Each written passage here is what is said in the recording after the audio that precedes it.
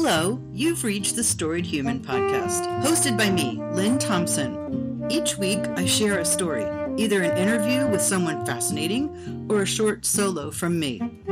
I love your stories, and I learn so much from them. Hopefully you will too. So welcome. If you are new here, I'm so happy to have you. If you are a returning listener, many thanks. So here it is, the next episode of The Storied Human. Hello, and welcome to The Storied Human.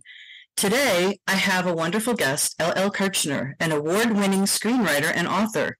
Her next book, Blissful Thinking, a memoir of overcoming the wellness revolution, will be out September 26th, 2023, with Molina Books. Her work has appeared in the Washington Post, Bomb Magazine, and Brevity. She's currently working on her first novel, Florida Girls. Find her on socials at LLKirchner_, or her website, llkirchner.com. And I will add that to the show notes.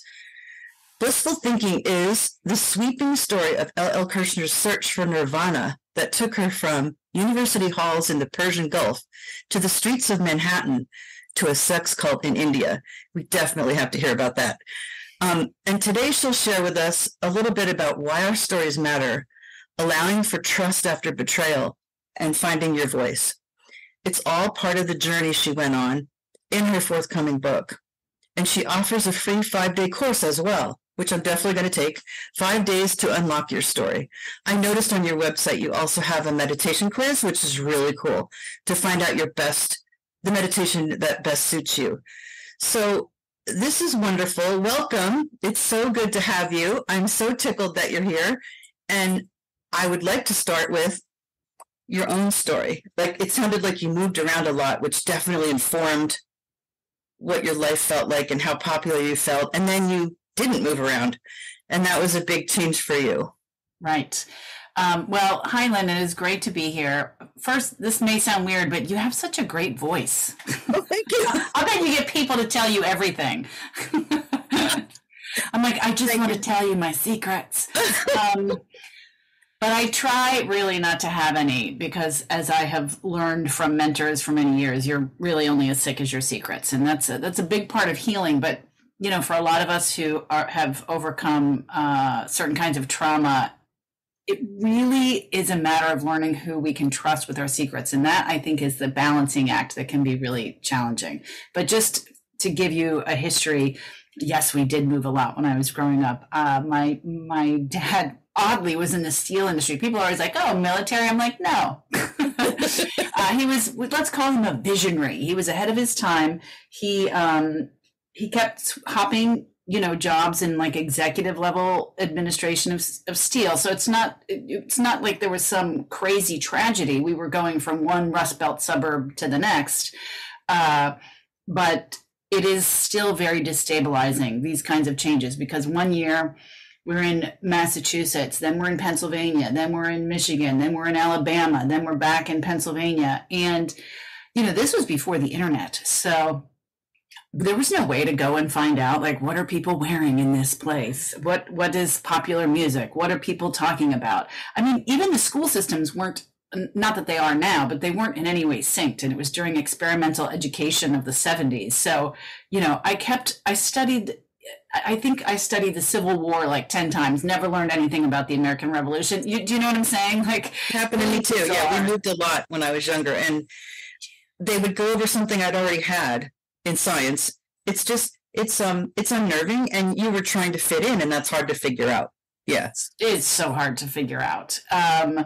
And I desperately wanted to fit in. And I was so socially awkward. I can remember, I would tell people, I can't believe I'm about to say this, but like, I would tell people that I was from New England, and because, Massachusetts, I thought it sounded very posh. And I would say, where do you think I learned to talk like this?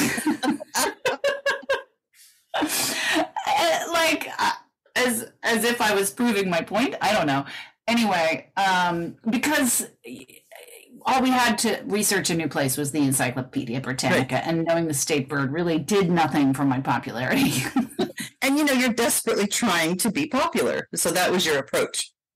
Didn't work very well, though. I have a feeling it didn't work very Mostly well. because I just felt like everybody had this handbook on how to be friends with people. I never got it. So the only option left was to be popular, because I realized at a certain point, like, oh, popularity is not about really having friends. Everybody is afraid of the popular kids. Like, they're, it's a weird, different echelon. And I thought, well, maybe I can slot myself in there. So I would like try out for cheerleading and do all these things, which I finally made when I got to 8th grade, and then we ended up staying in that place, and that just didn't work at all. As you mentioned earlier, it's hard when you're used to moving, and it's like, okay, I've sort of ascended to what I thought I could do, and now, how do I? Yeah. I didn't know how to have relationships. I didn't know how to have disagreements with people. It was like you were on, you were off. Yeah, there's a rhythm to moving a lot, and you're used to that. And when it stops, you're like, wait a minute, you weren't used to that at all. Like that long-term kind of dealing with stuff. That makes a lot of sense. Did you end up staying longer in some places than others? Well, we moved a lot till I was in 6th grade, and then we stayed, and it was weird. Yeah, it was so weird. And just like you said, I mean, I didn't know how to do that. And I was like, I always looked really young, so I was flat-chested and pimply and very unpopular. It was really tough. Like I couldn't, like you, I couldn't figure out how to fit in. And I have this brutal memory of my friends gathering around me. Somehow I got friends. In like a couple years, I actually got friends. They gathered around me at my locker in high school, and they gave me, for my birthday, a makeup bag full of makeup. And I was so weirded out. It's like, I have to wear makeup now? Like, it didn't even occur to me, And they were trying to be nice. What grade was that? It was devastating. It was 9th grade. Yeah, I'm older than you, so maybe it was more like typical, but I was so weirded out. When I was in 5th grade, my boyfriend, like the guy I was going steady with, I remember like us going steady started when he gave me a tub of this frosty blue Aziza eyeshadow. I was like, now we're boyfriend and girlfriend. I don't think we ever kissed. That's funny how we had different reactions, because I kind of wanted to be an adult because I looked so childlike, right? Because I was flat-chested. I didn't get pubic hair. Do you know what I mean? I was like desperate to have my period. I just wanted to be older. It's very different than the way it is now, where people seem to relish their youth more. And it's because it's become so commoditized through the internet and through, through all the world is really different now. I'm so aware of that. Like when you watch movies, right? Some stuff happens that couldn't possibly have happened if you had cell phones, right? Like people get lost in places you would never get lost, or they lose touch with someone you would never lose touch with. So it's just a really different sort of paradigm living now. And the kids growing up now, it's different. So tell me about how you dealt with that, like getting planted somewhere. Not well. I turned to drugs and alcohol. And you were so young. Yeah, I started drinking. Well, I started drinking while we were still moving. And really, it took me a very long time to even accept that there was a connection between my drinking and my inability to process difficult emotions. Yeah. They're just, I had been in sobriety for decades before I remember specifically being at a meeting, and this woman was talking about going home for the holidays and all the chaos that ensued. And I don't know if you've seen The Bear, but like I watched that Christmas scene and I totally relate. I'm like, Oh, now I want to watch it. Yeah, I've heard about it. Oh, it's so good. She's saying, I went home for the holidays and I couldn't get out of there fast enough, and no wonder I drank. And it was like a spring uncoiled inside of me. And I finally was able, and I'm talking decades of recovery therapy, I totally get it. Able to say, oh, that is true for me. Because I always felt, and this is part of my thing, right? I always felt like, well, I'm just letting myself off too easily if I claim, like I need to hold myself accountable. Like that's always been a big thing for me. Like somehow if I'm holding myself accountable, that's the only way that I can make forward progress. That took a lot of work to kind of undo. And And in a nutshell, that's sort of the story of blissful thinking, like letting go of that need to make, constantly like create perfection, make myself better, do it, and hold myself accountable. And, it's interesting because I got into recovery at a young age because I started drinking and using drugs at a young age. And that message is very much part of 12-step recovery, which was the way that I went with it. That you are responsible for your behavior, and only you can put the plug in the jug, as they like to say. And that is true. And yet, when you are ultimately responsible for everything, it's not an adequate view of the thing. You aren't truly responsible for everything. You don't have control. When I was a kid, I had no control over all of that moving. And it's pretty clear to me when I look back at my behavior that I didn't want to move, although I wouldn't have said that at the time. I'm quite aware that I was like, oh, I love this moving because it gives me a chance to reinvent myself. My behavior tells a kind of a different story. And I think what was missing was this, again, ability to process difficult emotions. And that just took me a really long time into my adulthood to realize, like, I need tools like self-soothing. I need to be able to give myself a break. Claiming that I'm a perfectionist, I'm hardest on myself, is not admirable, because I feel like what I recognized was when I finally learned to stop like being a perfectionist, like turning that incisive look on myself all the time, I really recognized that I had been looking at the world through that same lens. I might say that I was harshest on myself, and maybe that was true, but so what? Like, who am I to hold anybody accountable, right? So there's layers. There's the layers of like, okay, I don't need to constantly keep myself on the hook. And I also don't need to do that to other people. I am so struck by your bravery, like the way you face things. It's just not what I hear all the time. And I think it's very inspiring.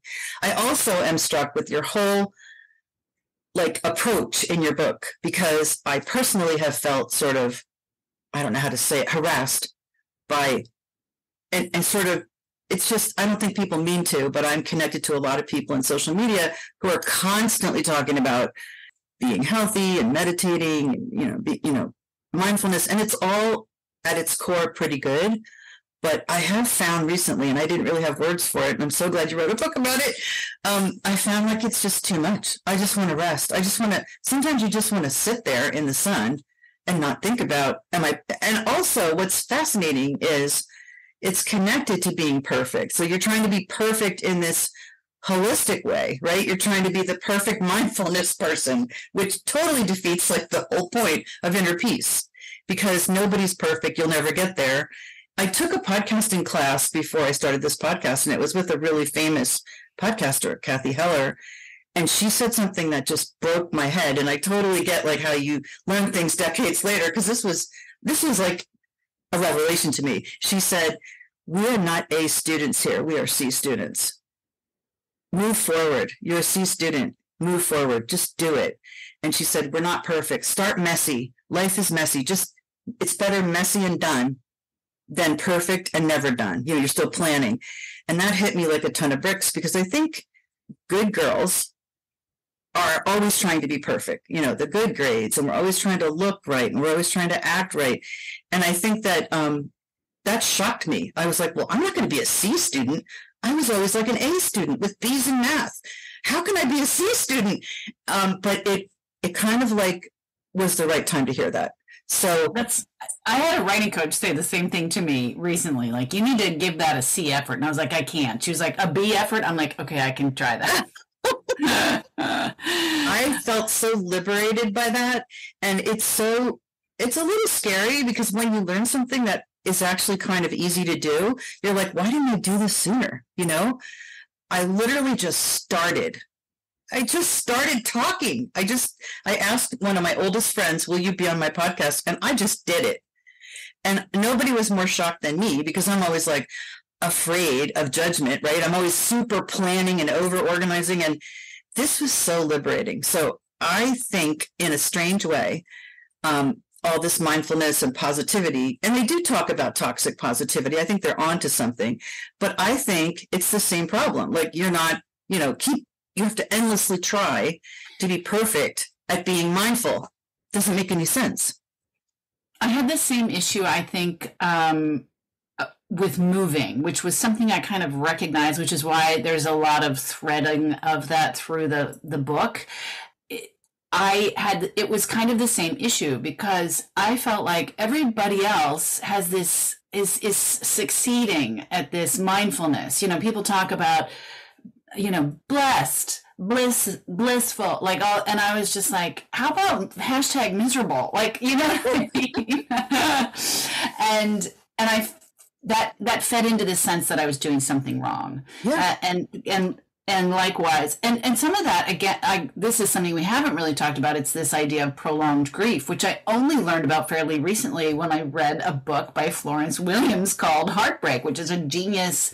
It's a reported memoir where she talks about all of these studies that she discovered in the wake of her divorce, where there was this phenomenon called prolonged grief, because, it used to sort of, the common wisdom was like, okay, grief, you're done. And then it's 6 months later and you're finished, or a year max. Exactly. Right?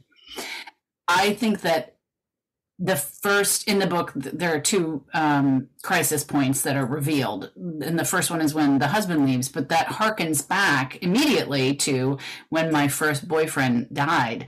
And in the wake of that, I was miserable for a couple of years before I finally picked up. But like, ultimately I just couldn't take it, and I picked up because I did, and my fear was that I would do the same thing again if I didn't reckon with that feeling of misery. That also drove that idea that, like, I need to get better, I need to not be miserable, which kind of makes you more miserable when you're trying to not think about that thing that you're thinking about. Yeah, right. And everyone around you, I mean, typical culture, right? American culture is, okay, like, pick yourself up and move on. You have this sort of 6 months, get moving. This is so close to my heart because I lost my mom when I had little kids. So it was about 21 years ago. It was very sudden and very shocking. And it just threw me into an abyss. And I actually ended up going to a therapist because I wasn't, getting better on time, which is ridiculous. And she said, I probably had complicated grief, which is grief mixed with depression. And I was like, of course, I'm an A-type personality. I'm going to, achieve the greater grief. It's like, I mean, I'm making fun, but it was, how people say, well, I was told by my family members, you have to go through a year each season without the person and then it'll be better. Well, it took me 2 years to be like semi-normal. And it was only because I had kids, I swear. And my husband supported me and took them off on adventures when I was feeling down. I've written about this. I've talked about this on my podcast. I've written pieces for Medium. It's just I'm so amazed that you said that, because I chose a quotation from your excerpt from your book, and here's the one I chose. Oh, there's a little bit of intro text, but this line blew me away. First, here's the intro text. Didn't Willie know that what I wanted and what I allowed myself to speak of were two different things? Part of me was pleased to be pulling off my charade, yet I was also disappointed Willie didn't know I was faking. But why would he? It had been 5 years since my divorce, and I'd only been married for 4.5. My right to grieve had expired. Only no one had told my heart.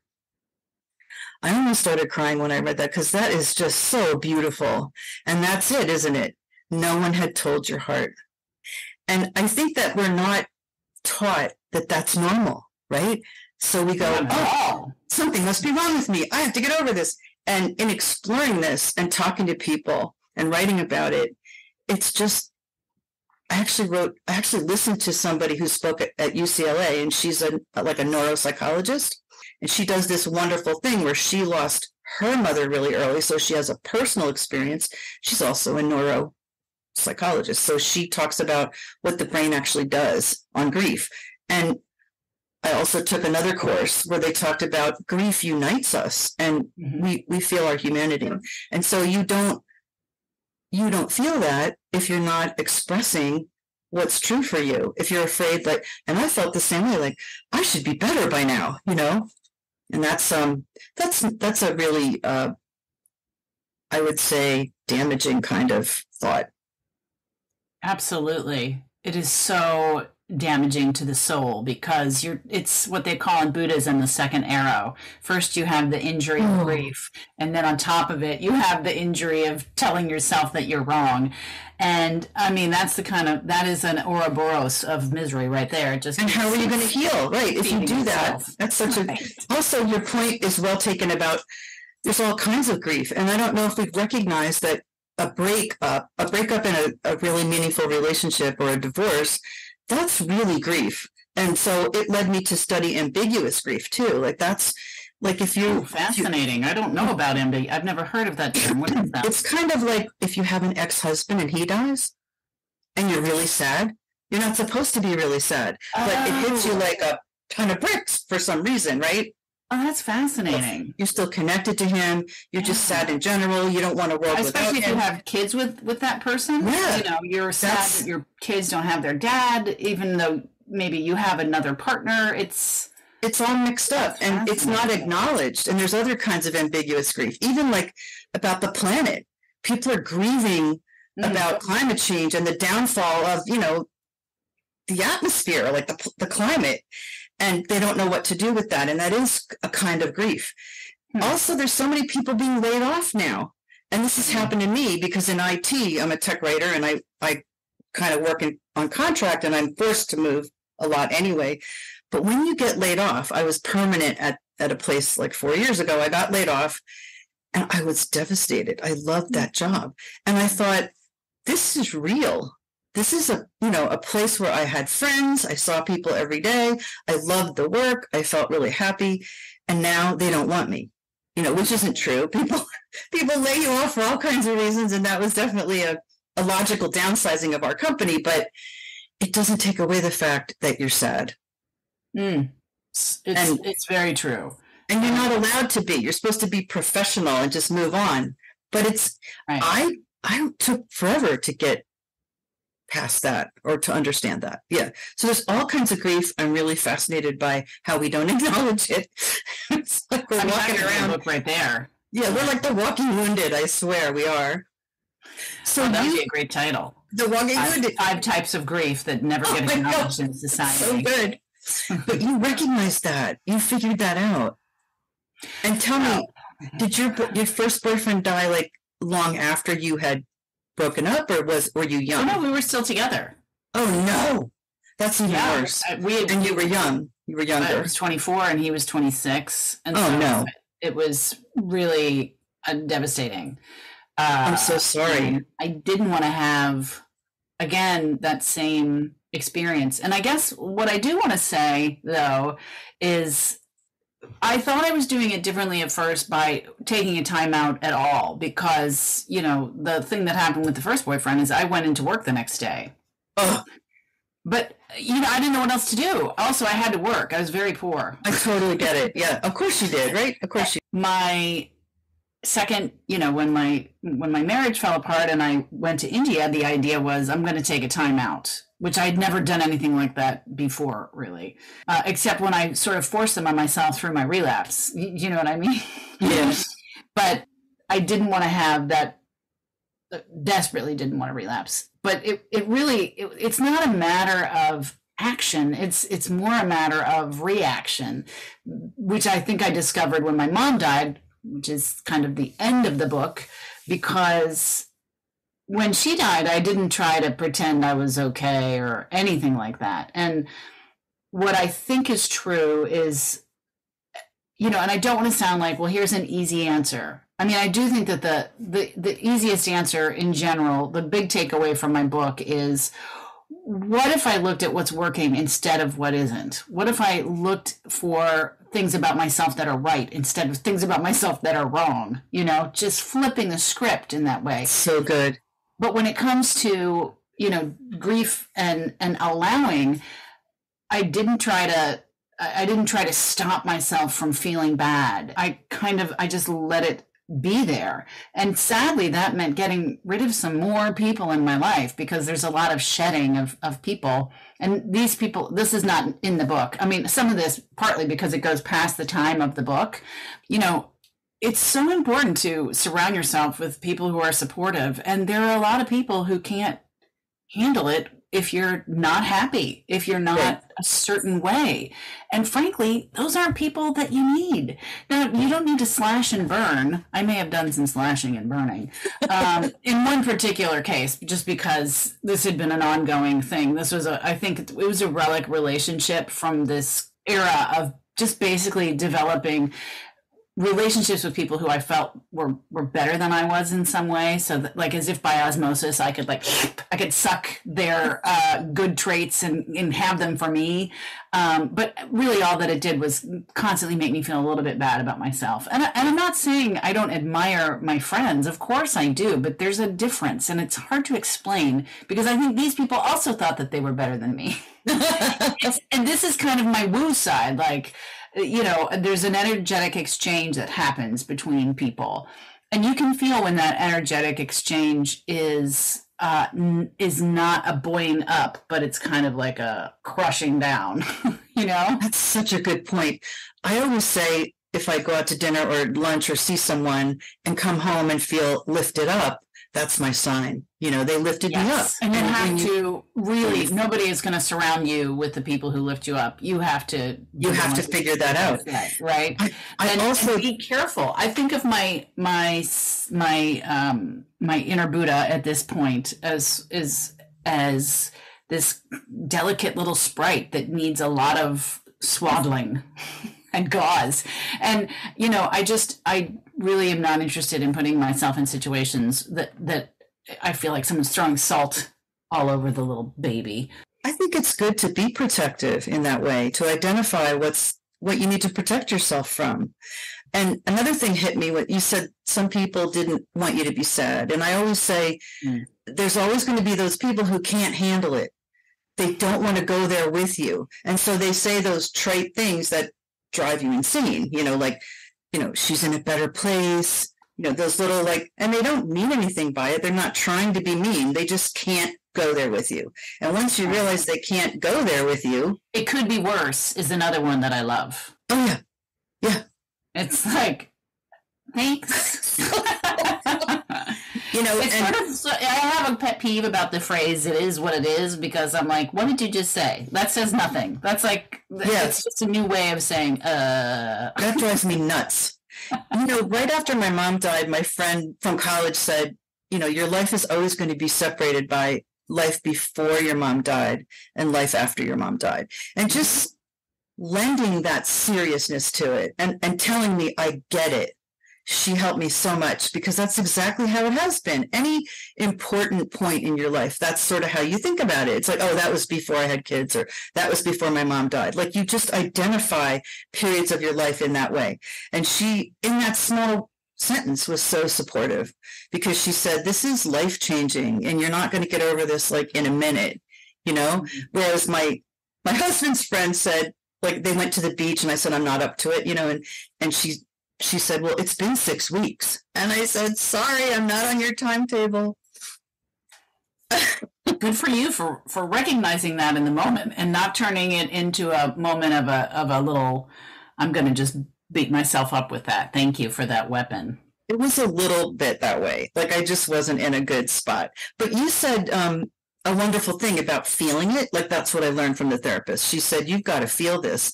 And I definitely learned through her that, like you said, it's connected to other things and you're stuffing down those things. And she's, I was pretty old by then. And she said, you can't keep stuffing down. It doesn't go away. You're carrying it.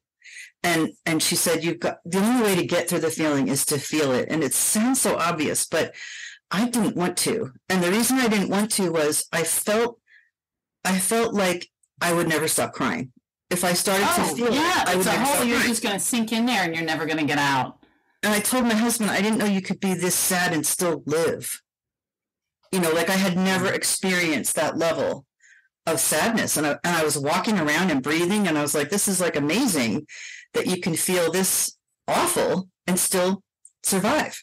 So there's all kinds of things that you face when you go through that. And I really try to be there for people that are grieving now. That's my big thing. because I get it, and I'm not afraid to go there with them. Yeah, I'm good at being a witness. I'm not great at giving advice. Yeah, witness is great, just to be there. I also talk about that on one of my solo podcast episodes. I say, what can you do for someone who's grieving? And I said, just be there, sit with them. You know, if you're close friends, touch their hand or hug them, ask if there's anything you can do.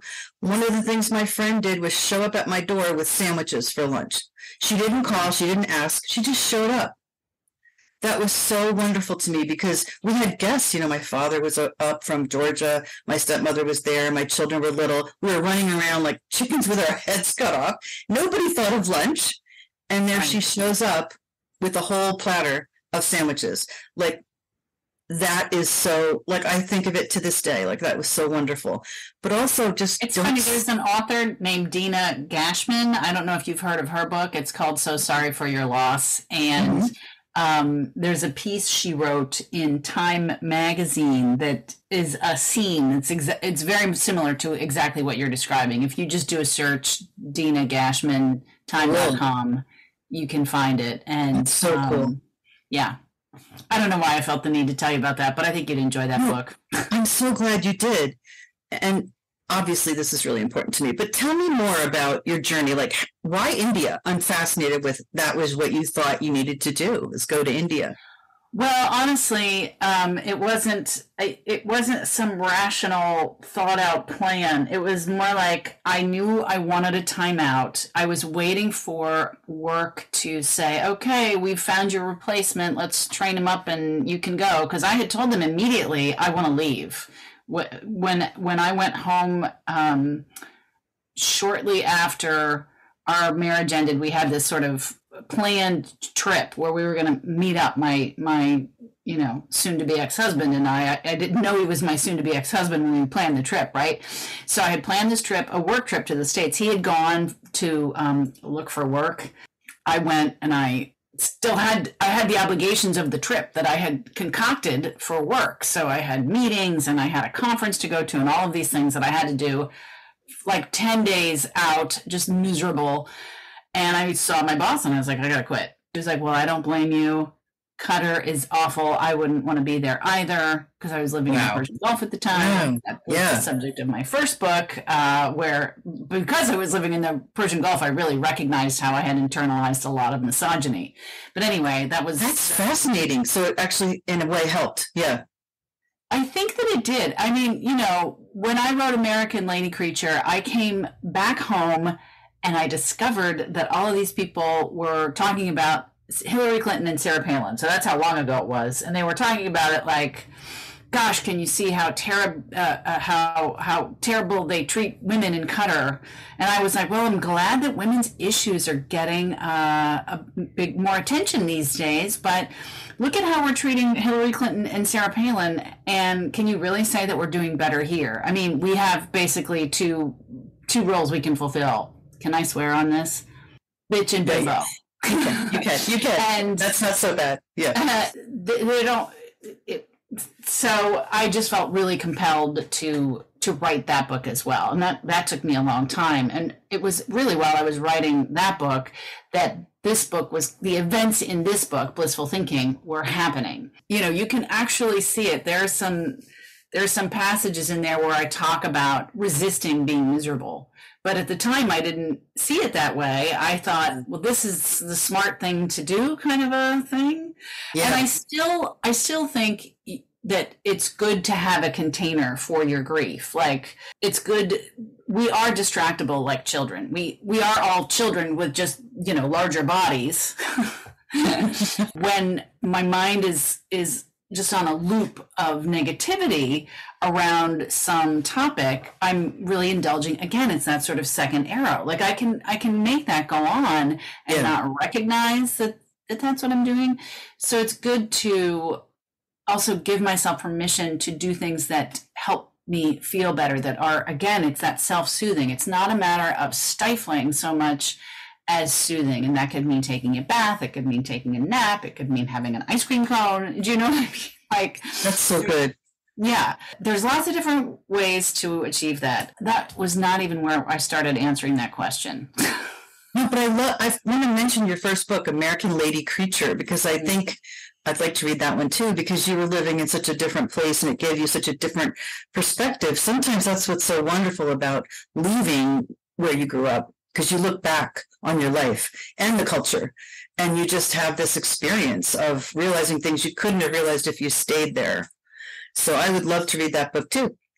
Yeah, no, you're absolutely right. It's really, you would ask me why India, and I was saying, Yes. it wasn't a plan. I wanted a time out while I was living in Qatar, and because my boss hadn't found a replacement or done anything, finally, out of frustration, I just signed up for this yoga and paid for this yoga teacher training. Of course, I wasn't going to be a yoga teacher. I was 40 years old, for God's sakes, ancient. There's no way that I'm going to be teaching yoga. But I thought it actually sounded like it would be really relaxing, like a good way to just like, I'm just going to just relax. Yeah. It was not relaxing. I mean, I went on that course and it was these 12-hour crazy days. Oh my gosh. I was old enough to have given birth to most of the other people on the course. They were all in their 20s.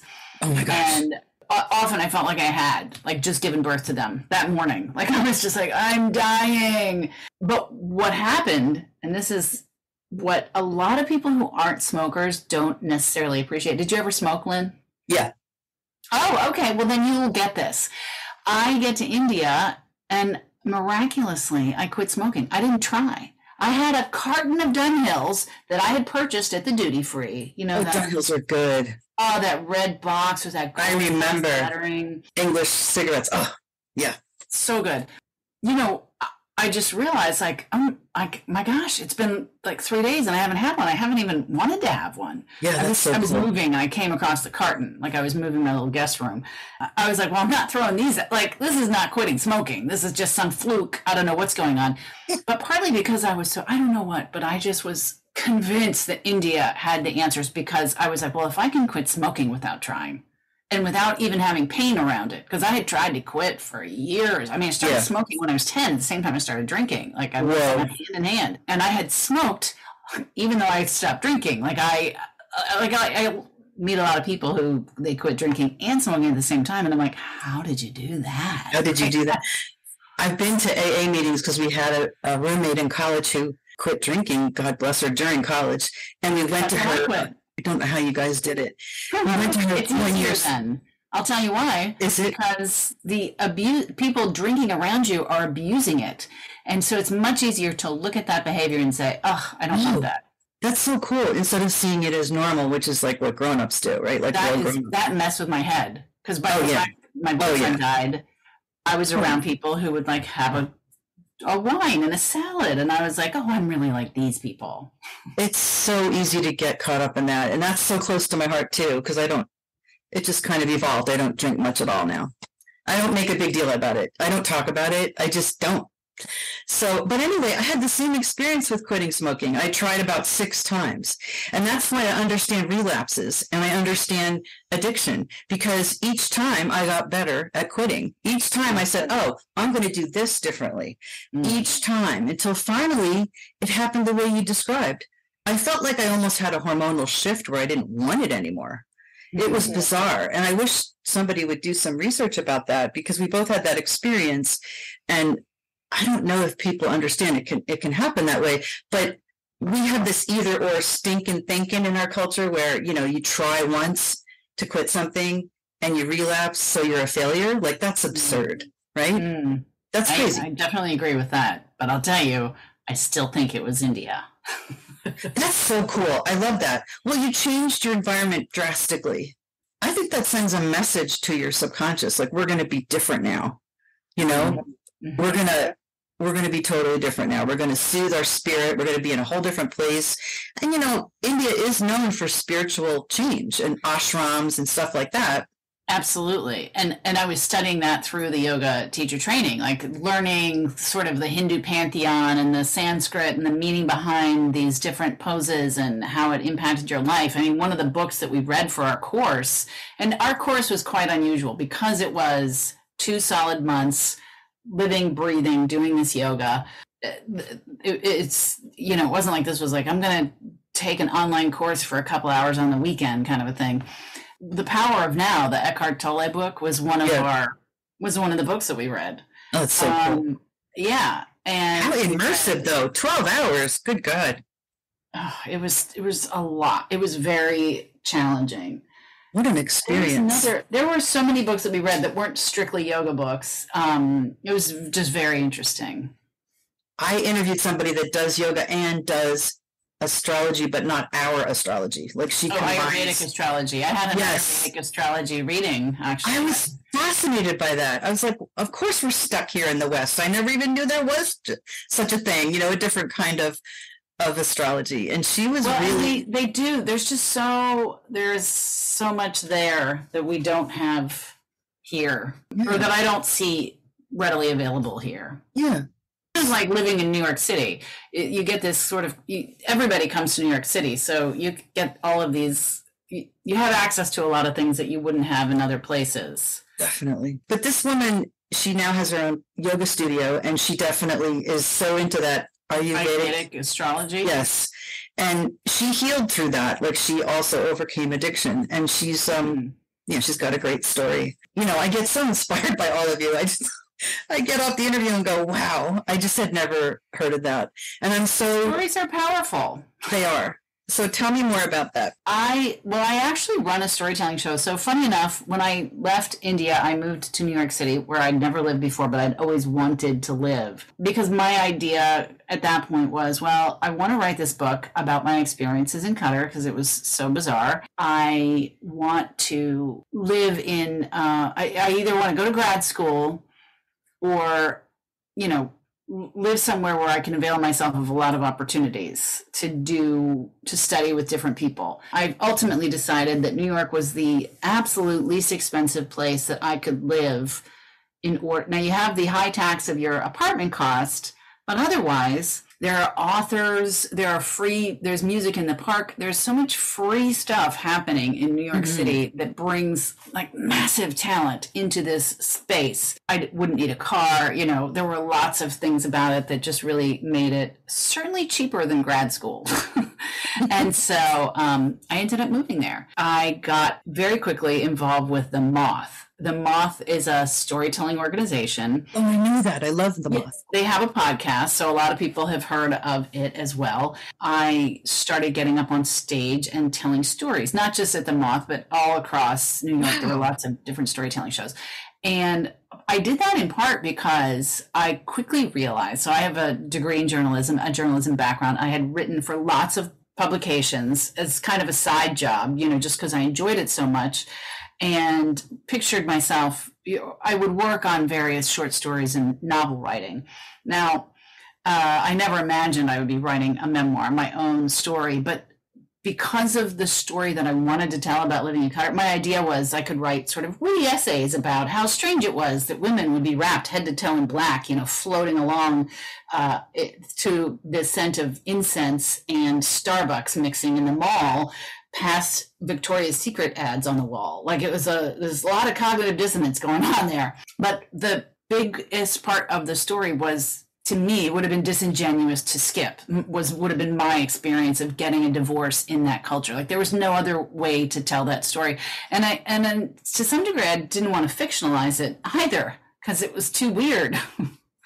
So the book, I decided I'm taking classes, and it was too slow, frankly. I needed to really work hard, learning how to put, so I came from a school of journalism where putting I in the story was absolutely forbidden. And so I really had to learn how to write a memoir. And doing it on stage was great because you got the instant feedback. You could tell if people were connecting with your work or not. You could tell what was moving the story forward and what you needed to ditch and explain or move on to.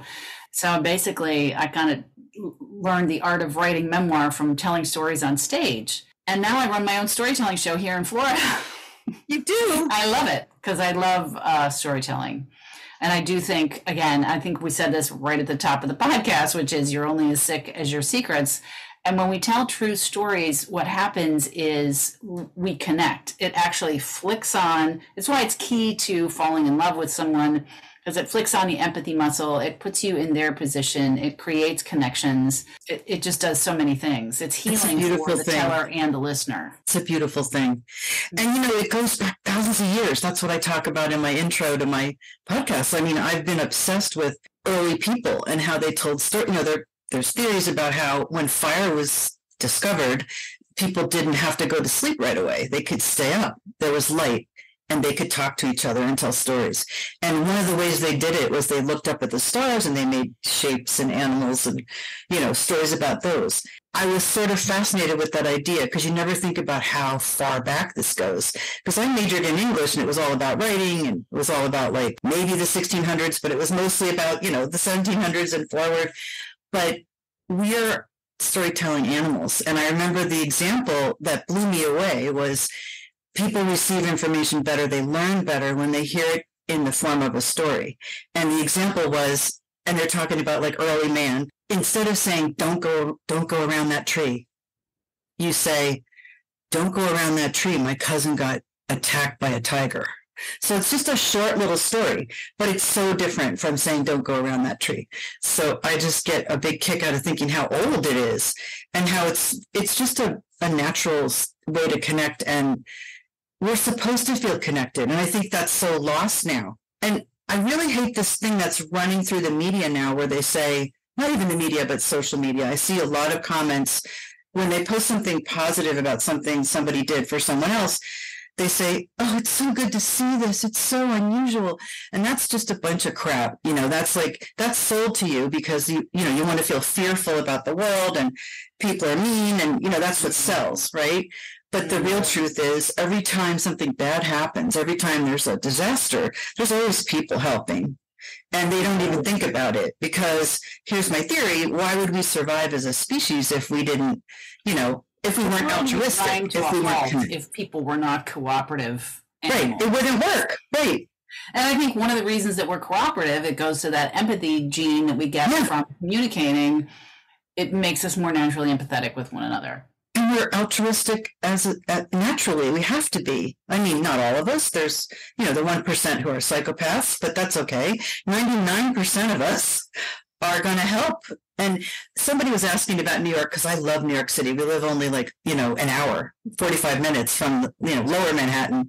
I've always loved it, the energy of it, the availability of everything. And even like clothing or, food, you can find really cheap places. So there's this idea that, there's nothing cheap, but like those free things they always have, and I love the museums. But somebody was talking recently about how dangerous it is or they won't help you. And I said, yeah, they will. Like New York made a list of friendliest cities, most helpful cities. Now, it's not like southern cities. It's not like in your face friendly, right? But every time I've been in New York and really needed help, somebody helped me. New Yorkers just won't bullshit you. Exactly. If they're mad, they're going to yell at you right on the street. But honestly, I prefer that to, well, God bless, honey. Bless your heart. I had my my wallet returned many times. Well, not many, like 3 times with everything intact. I just feel like New Yorkers are very misunderstood. I agree. I just love the directness. I just love it. And I grew up with it and I respect it. And my father had moved to Georgia and my stepmother's very, sort of classic Southern belle, and she's an older lady. And there was a lot of that, well, bless her heart, she's such a slut, that kind of thing, I would, and I love her. I grew to really love her, but I prefer, the tough kind of, if you really need me, I'm here, New Yorker. So you became so enamored with stories that you now run a storytelling event, right? Monthly storytelling show in St. Pete, Florida. I had one last night, but we're taking a hiatus for August because it's so bloody hot here. Oh yeah. And the town really does clear out in the summer, which I kind of love. It's sort of like being in New York during certain holidays when nobody's in town. Everybody goes off to the Hamptons or they don't come to the city, and so it's easy to get an appointment or get a reservation at your favorite restaurant, that kind of a thing. So who comes to these? Like, how do you find people to tell stories? Well, I mean, people love telling stories. They love getting up and telling their own true stories. And I run it very similar to the Moth, so that, as an audience member, you can relax and know that if the storyteller that you're hearing is not coherent or whatever, it's only going to be 5 minutes long. Right. It's going to be over and we'll be on to the next storyteller. That's so great. When I first started, there was not a big community of storytellers here, but now increasingly there certainly is. So it grew. Yeah. Yeah. I think what you're doing is really great because it does. It reminds people that we are connected, that we have so much more in common. I feel like it's more healing than the yoga classes that I taught for years. I've taught yoga for years. And you did teach. You ended up being a teacher. Yeah. Oh, yeah. Mm-hmm. And this is more healing. I love that. So is there anything else you would like to share with our listeners? Find a storytelling show and start telling your stories. It's a very powerful way to feel better, for sure, and to help other people. Right. Because we're not alone. I mean, I think that this otherizing that happens, we've made some references to it through either, toxic media presentations or just the behavior of being online constantly. Yeah. It contributes to this feeling of aloneness, even though we're supposedly more connected. Yeah. And this is why I think books are so important. And I think I love podcasts for the same reason. Storytelling shows, because it's an opportunity to really put yourself in someone else's shoes and see the world through someone else's eyes and understand why people make decisions that might be different than your own, because that's really what it's all about. It's not, everybody should see things how I do, because obviously I'm right, and I'm going to go tweet about it right now. Although now we X about it, I guess. I don't know. I think that's so true. A lot of times, I think I grew as I read things on social media over like a decade, and I stopped fighting. I'm not proud of it, but I would fight in comments at times because I would get so angry. I think I grew as a person because now I don't engage, but if I do, if I feel bad for someone and they're really angry, I usually start with, I hear you. I've felt that way myself. And then I very, in a non-judgmental, non-emotional way, I lay out what might be true. So I feel like there always is that need for people, maybe they didn't go deep enough to understand why someone does something. And I do see some good things, like people say, you never know what's going on with someone. Mm-hmm. And I think that's really good to remind people of. Mm-hmm. And I did want to ask you one more thing. How did the idea for Blissful Thinking did start to germinate while you were writing your first book? Mm-hmm. But how did you come to that realization that maybe we were overdoing the happy mindfulness kind of positivity, trail? Absolutely, because it was not my first thought.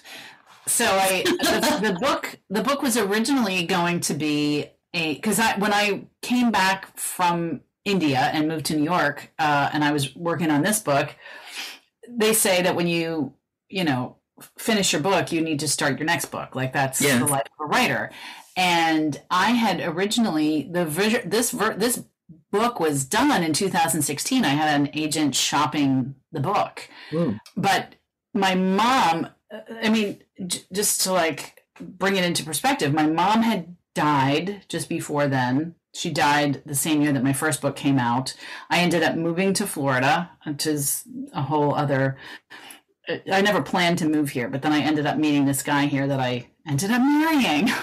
And then the book was going to be based on my experience at this 10-day silent meditation, because I had told a lot of stories about this, and I had gotten all this I got a lot of interest in that idea.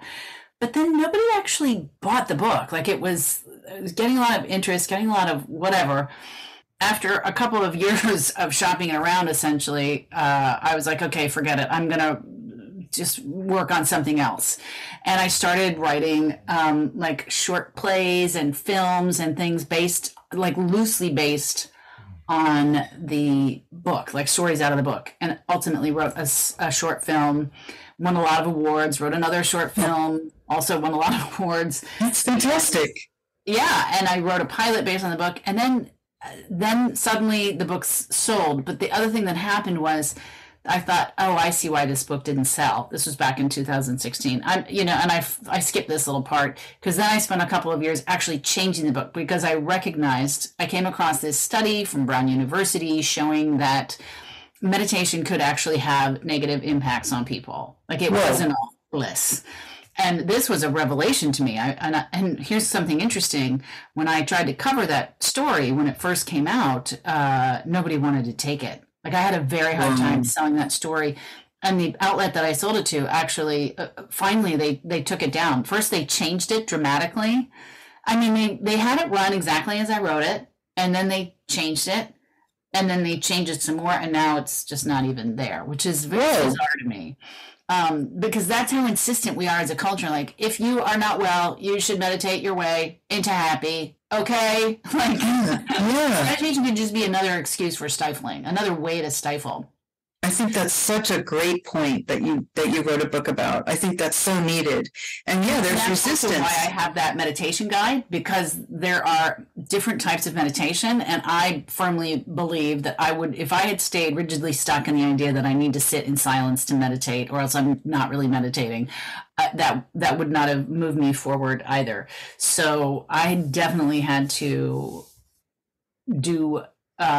experiment with a lot of different types of meditation. Anyway, so the book, as I had originally conceived it, wasn't fully cooked. I started to rewrite it, and it just wasn't kind of going anywhere. And then that's when I put it to the side, and I worked on the screenwriting. After I wrote a pilot, suddenly I got a deal for this book. I mean, it's with a small press. So when I say a deal, they basically wanted to publish it. Small press deals don't generally come with money.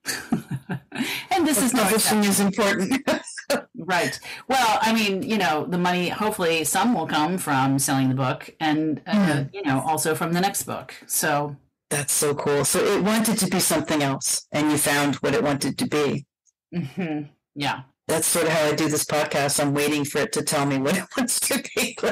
I mean, it's stories, but it's sort of growing organically, and I'm finding that there's themes. But I definitely just keep going.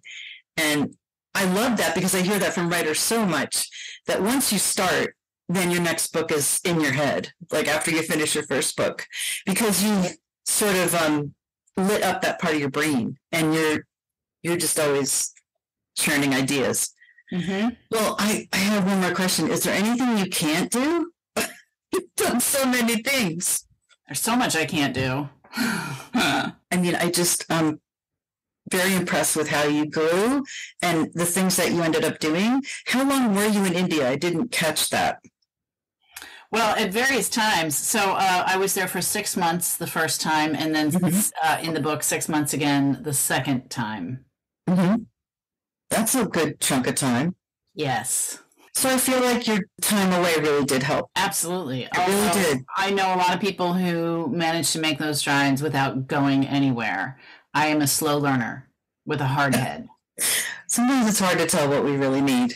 Right. Yeah. I mean, a lot of writers will contrive experiences in order to write about them. That's the birth of Eat, Pray, Love. I mean, that was an idea to sell a book. She didn't have those experiences and then write about them. She had the idea, pitched it to an agent, and then went off on her trip using her advance money. I didn't know that. But I don't function that way. Like, I'm not, as I even said, I wasn't trying to write memoir. I'm not sitting around thinking, how can I make something happen so I can write about it? I was very much entrenched in either reporting or fiction. But that's what I get from you. The overwhelming thing I get from you is authenticity. Mm-hmm. That's what you dish up. And that's irresistible, and that rings true. Well, it's just lovely, because I'm so touched by what you've written, and I want to dig in and read more. I can't thank you September 26th. I'm really psyched. And I can't thank you enough. Come to the workshop. I'm doing a workshop. I will. Oh, good. Yeah. I think it sounds wonderful.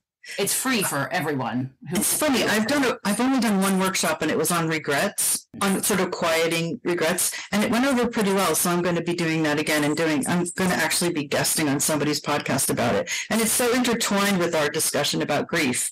I find, I keep hitting the same themes. Interesting. There's stuff going on. This is about regrets. Yeah. And I start the podcast episode with Edith Piaf, No, je ne regrette rien. And I just really researched and thought a lot about it. And I said, it's a nice thought, Edith, but we can't get rid of our regrets. We all have regrets. And I say, unless we're a psychopath, regrets are a normal good thing. Piaf was a psychopath. We don't know. Well, I don't mean to imply that. I really like her. I'm joking. But, and it's very funny. Yeah, it's a nice thought. I don't regret anything. It's very, it's full of bravado. But in reality, regrets are a natural way for you to assess whether you could have done better. And that's a great thing. But I found myself returning to them, and you had said something earlier that reminded me so much of the way the Ouroboros. I would just return to them and feel bad and not do anything about them. Yeah, you develop actual neural pathways in your brain that make that possible. So you have to really retrain. I mean, I'm a big fan of EMDR for that. I don't know. Yeah. It's not easy to get out of that. Her name is Mary Frances O'Connor, the one who wrote The Brain on Grief. She talks about those neural pathways, and she talks about the reality is you have memories that are so alive in your brain, stored in your brain about this person, that when you first lose someone, you're living that weird life of you think they're still here, you feel them, you have this relationship sort of encoded in your brain, but they're not here. And so you're living that really weird, they're here, but they're not here. And everyone I've ever talked to said they saw their loved one, or they went to call them. And my favorite was my friend Debbie said, I just think of my mother on a world cruise. She's on a world cruise, and I haven't heard from her for a while. Interesting to me. I'd be like, why isn't my mother talking to me? Yeah. She just was like, not, she was still in denial a little bit. Well, but I also don't judge. Like, if that works for her, that's great. I know that would not work for me. I think she was describing what it felt like. Yeah, but I don't think that would work for me either. I wouldn't like it. But, even years after I lost my mom, I was walking down a road in Cape May, and I looked in this restaurant. I looked in the window, and I saw her doppelganger. And I made my husband go back. And I looked again, and I was like, oh, my God. But, that's just going to happen. And you have to, accept that and move on. Struck by urges to call my mother. Yes, I still want to. I lost my dad. It'll be 2 years the end of this year. I still think about calling him, and it's just normal. Mm-hmm. We have to teach people that these things are what happen, and it doesn't make you not getting over it or you don't teach by silence. Hence the stories. Aha. I wish I lived in Florida because I could go to your story thing. You would have so much. You would love it. I would love it. Yeah. It's the last Thursday of every month. So, if you're ever in St. Pete at that time. I have been there. I love it there. We went to Lido Beach. It's so beautiful. The sand was so white. I think it's just south of St. Petersburg. I love Florida. I really do. I love the warm, and I love especially the Gulf side and dolphins and all that. So now I'm going to have to stop. Dolphins and the manatees. Yeah, I'm going to have to stop recording because I'm indulging myself here. Well, this was one of those interviews where we stopped recording and we kept talking. Thank you so much, LL Kirchner. You got me thinking about so many things, and you really made me think about the importance of staying connected to other human beings. And I love your story, and I think my listeners will really love it too. So thank you so much. And remember to come back for the next episode of The Storied Human. We're on a summer schedule, so the next episode is in 2 weeks, and we'll see you then. I have a fantastic story lined up, of course. I talked to the most inspiring man who's had horrific childhood abuse in his life. He spent time in prison, and he turned it all around, and I can't wait till you hear his story. His name is Sonny Von Cleveland, and I had such a great time talking to him. So see you then, and thank you again for listening to The Storied Human.